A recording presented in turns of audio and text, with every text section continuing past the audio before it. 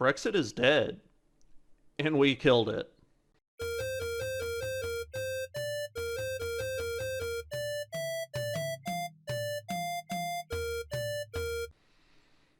We've had to live with the Brexit movement for a long time now.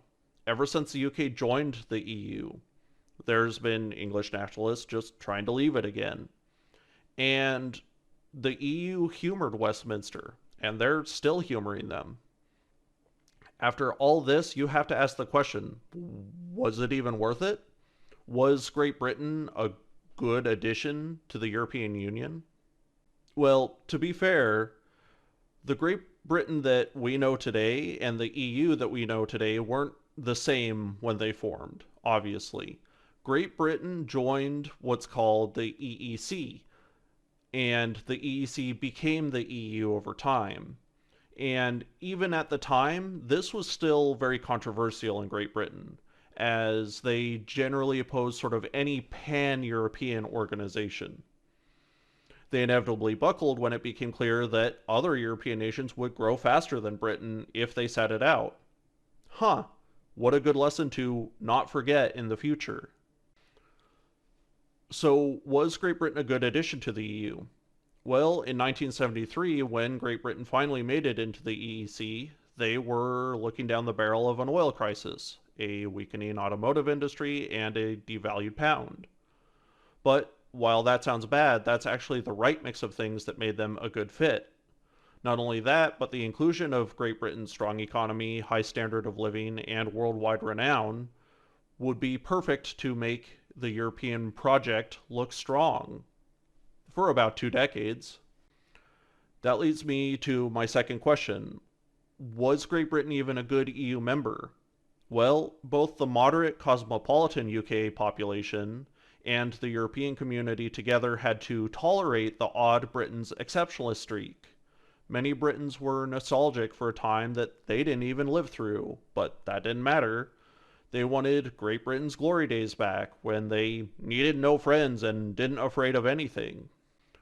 This streak ultimately shined through because Great Britain actually made quite a poor EU member. The UK had several opt-outs from EU legislation that already gave it sort of special status within the EU. But the biggest slight against the EU was the UK's unwillingness to adopt the euro, preferring to maintain its own banking and currency advantages that it had held for most of history.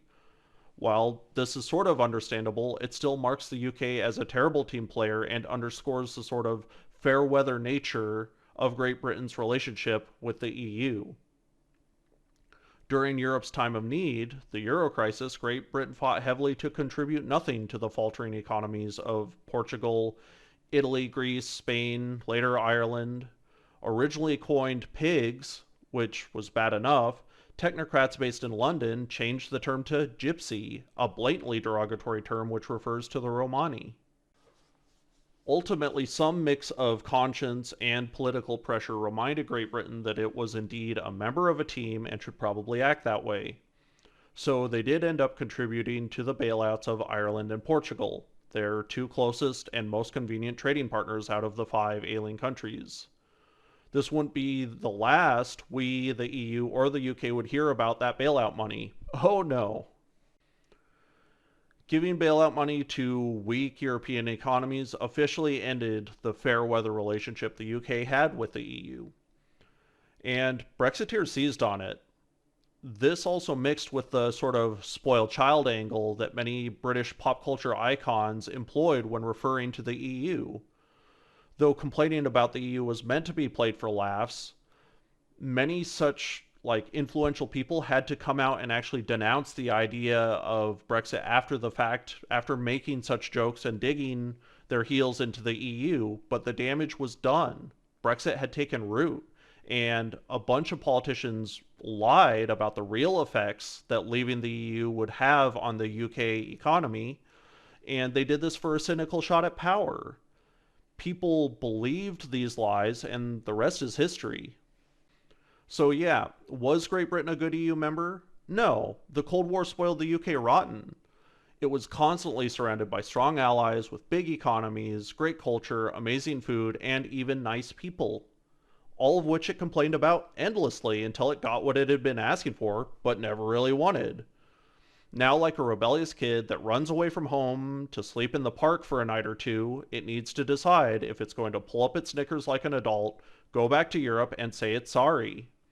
Probably to realize that things will never go back to the way they were, unless the EU are some really nice parents. But if it were me, I'd teach that brat a lesson and make it pay its neighbors in euros like the rest of the world. No opt outs, no nada. You blew it. You can get back in if you want, but never forget that you blew it, Britain. I had more I wanted to discuss with this, but I'm too tired. I wanted to explore whether the EU and the UK deserve each other, but we already know the answer. The UK does not deserve the EU, no matter what it gets. I don't know if Brexit is actually dead or not, but if we in the US have any sense at all, we'll learn from the UK's mistake. Alliances are special and rare. They take decades to hammer out. Some people dedicate their entire lifetimes to stabilize an alliance between two countries. Don't undervalue them. Don't take advantage of your allies. Don't take advantage of your friends. And if you know any Texiteers, Cali-Exiteers, or any other filthy separatist scum, feel free to Anakin Skywalker them in the next board meeting, because we ain't got time for that shit. This has been Brexit is Dead, and we killed it. I'm your host, The Little Candidate. Thanks for tuning in.